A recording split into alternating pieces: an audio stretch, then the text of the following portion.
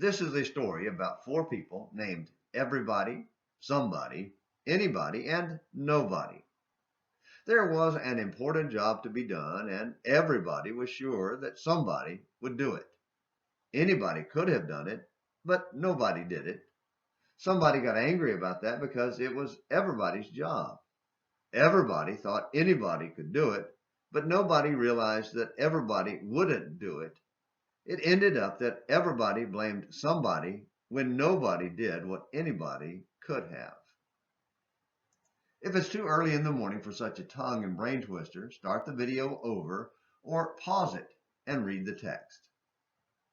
Okay, now that you've worked through it, you realize it's a message about individual responsibility. One of the things people often say to me is, the church should do something. Knowing they're referring to the group as a whole, my response has become, okay, why don't you do it? Or if I am particularly familiar with the person, my answer may be, go for it, big boy.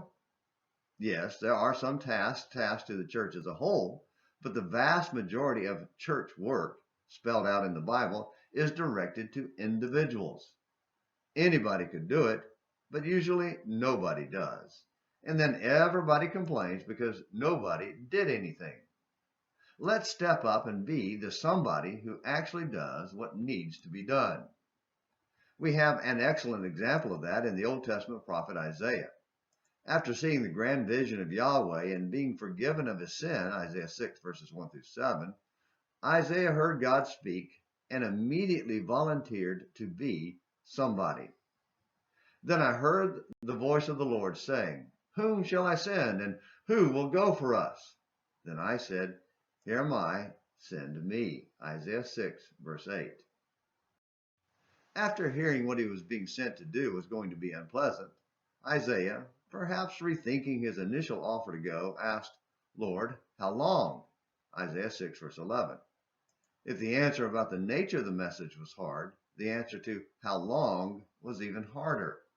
But even if Isaiah flinched at God's answer, he became somebody known by everybody for going and doing what he volunteered to do.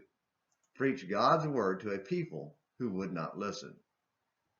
Being a Christian is a voluntary position that requires complete submission to the will of God. We're not Christians if we fight God every step of the way. Yet, how many people claim to be Christian and refuse to be baptized for the remission of sins? Mark 16:16, Acts 2:38, etc. How many baptized believers refuse to change their lives and live openly as Christians in a world filled with other faux Christians? How many genuine Christians look for somebody to do the Lord's work when anybody, that would be you, could do it? If you want somebody to do something, go for it. Be the somebody who says, here am I, send me. Then go and do what you volunteered to do. Thank you for watching Morning Minutes in the Bible on An American Missionary. Until next time, this is James McClenny hoping you have a great day.